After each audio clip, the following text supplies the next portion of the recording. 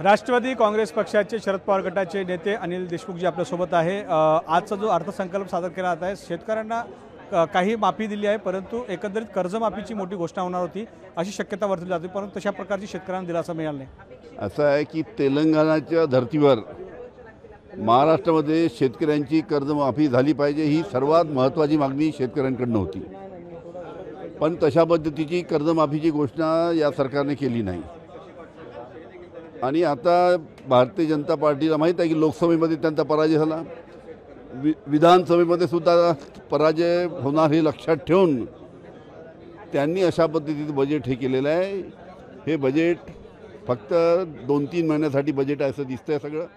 आमचं सरकार आल्यानंतर अजून याच्यावर चांगल्या पद्धतीनं आम्ही सर्व जनतेला शेतकऱ्यांना, युवकांना, महिलांना त्या पद्धतीनं अनेक चांगल्या योजनेचा फायदा आम्ही देऊ।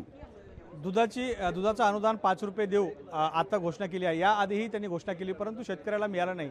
मग नुसतं घोषणा आहे असं आहे, आपल्याला सांगतो दुधाचं 5 रुपये प्रति लिटरचं अनुदान आम्ही देऊ, या घोषणेला झाले 2 वर्ष, पण त्याच्यामध्ये इतके त्यांनी अटी टाकल्यात की आतापर्यंत कोणालाही दुधाचं 5 रुपये प्रति लिटरचं अनुदान मिळालं नाही।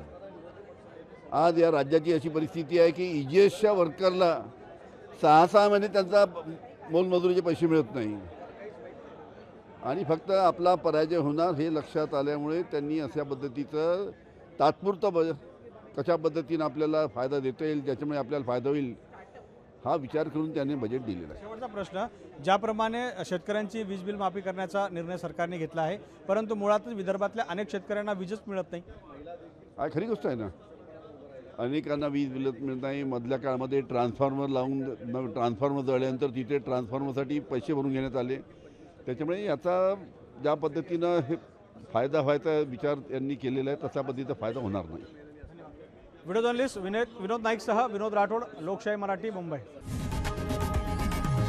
लोकशाही मराठी, ऐका, पहा, जागरूक रहा।